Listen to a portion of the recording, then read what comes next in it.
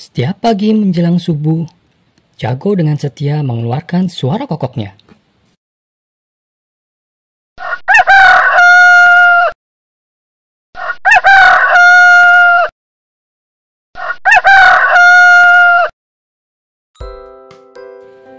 Bermacam binatang yang tinggal di hutan terbangun. Mereka bersyukur Jago masih berkokok. Itu pertanda matahari akan segera terbit.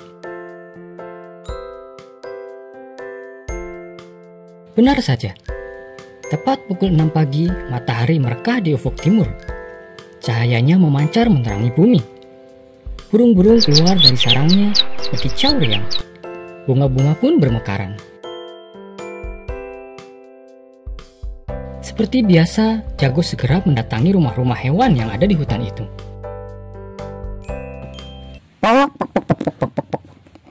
Ayo store. Ayo store. Siapkan storan kalian. Kalau tidak, aku tidak sudah lagi berkokok. Kelinci terpaksa mengeluarkan jagung kesukaan Jago. Begitu pula domba, kucing, rusa, keledai, burung, dan hewan-hewan lainnya. Semua menyiapkan makanan untuk Jago. Ada yang menyediakan beras, gandum, buah-buahan, dan kacang-kacangan. Jago tinggal mengambil makanan itu dan membawanya pulang. Ada pula yang langsung dimakan di tempat. Semua tunduk pada Jago. Mengapa? Sebab Jago di mata mereka bukan hewan sembarangan.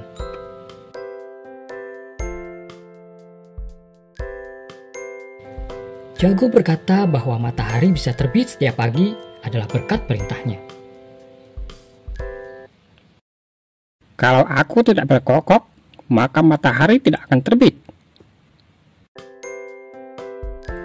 Semua hewan mempercayai ucapan Jago. Terbukti, setelah ia berkokok, sebentar kemudian matahari memang terbit. Merasa ditakuti dan dihormati, Jago semakin berani bertindak sewenang-wenang. Kini, ia tidak mau lagi mengambil sendiri makanan yang disediakan untuknya.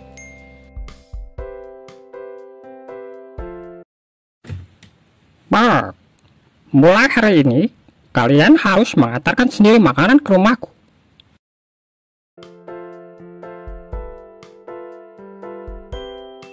Beberapa binatang merasa keberatan. Bebek misalnya, yang setia menyediakan gandum, ia keberatan karena rumahnya jauh di pinggir hutan. Tetapi dengan cepat, Jago mengancam. Bark, apakah kau ingin hidup dalam kegelapan?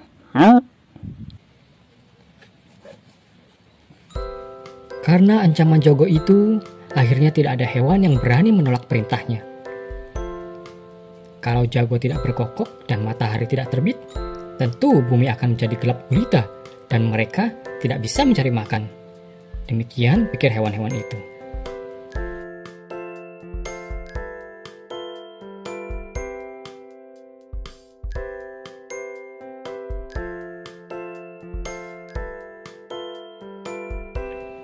Jago kini menjadi binatang yang malas.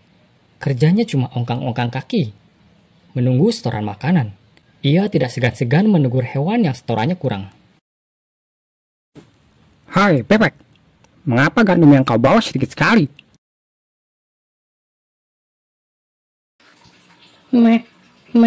Maafkan aku Jago.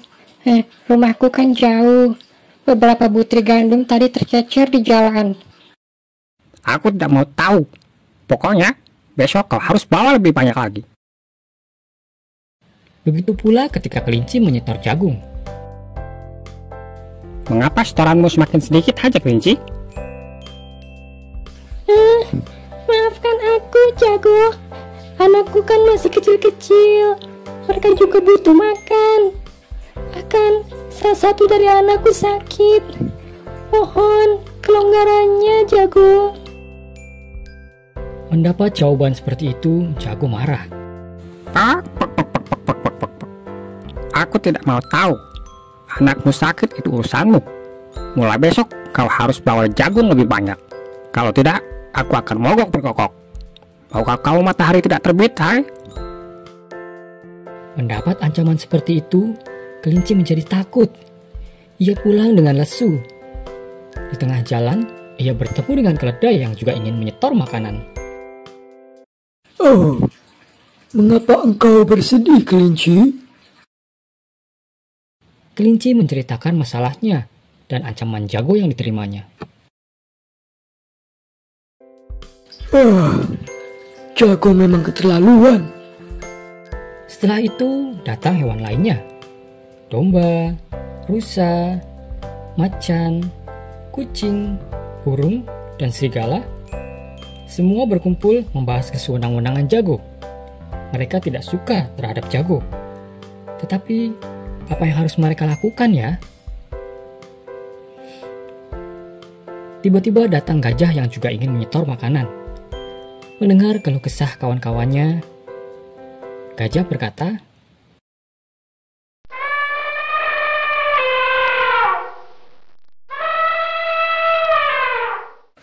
Turuti saja apa yang diinginkan jago. Kalau ia tidak berkokok, kita juga nanti yang repot kan? Semua hewan-hewan itu membenarkan ucapan gajah. Akhirnya semua binatang tetap tunduk pada jago dan tetap menyetor makanan setiap pagi. Jago bertambah malas. Kini ia tidak perlu lagi bersusah payah keluar mencari makan. Kerjaannya hanya makan dan tidur di rumahnya.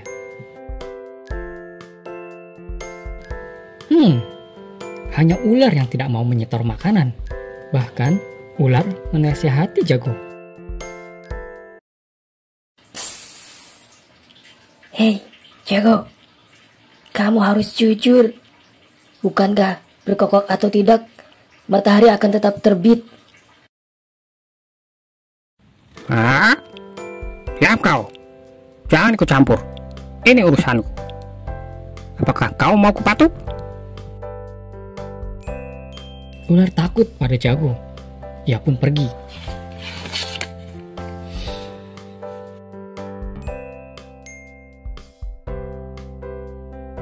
Wow, karena banyak makan dan tidur, tubuh jago semakin gemuk. Beberapa penyakit mulai menghinggapi tubuhnya. Ia sulit bergerak, bahkan tenggorokannya terasa sakit.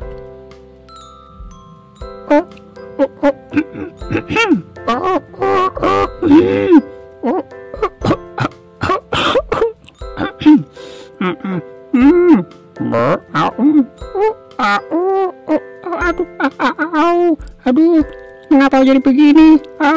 Aku tidak bisa mengeluarkan suaraku. Aduh, tenggorokanku sakit sekali.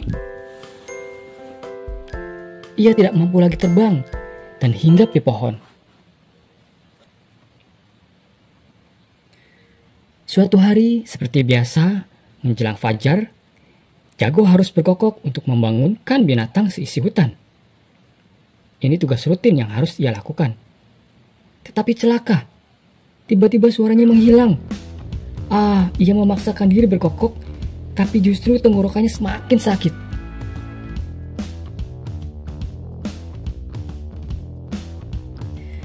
Binatang seisi hutan dibuatnya bertanya-tanya, karena belum mendengar suara kokok jago. Ada apa dengan jago? Bagaimana kalau matahari tidak terbit? Mereka khawatir.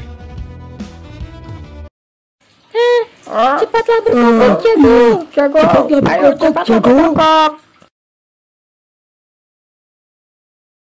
Jago kembali sekuat tenaga mengeluarkan suaranya. Tapi ia gagal. Malah tenggorokannya bertambah sakit. Penghuni hutan kian cemas. Anehnya, meskipun jago tidak berkokok, matahari ternyata tetap terbit juga di pagi itu. Semua binatang akhirnya sadar bahwa mereka telah ditipu oleh jago. Ternyata selama ini kita dibohongi sama jago. Iya. Benar. Berkokok atau tidak, matahari ternyata tetap terbit ya. Mereka marah dan beramai-ramai mengusir jago. Oh, alangkah malunya jago. Kebohongannya telah terbongkar. Sejak saat itu, jago tidak lagi tinggal di hutan. Sampai jumpa. Dadah.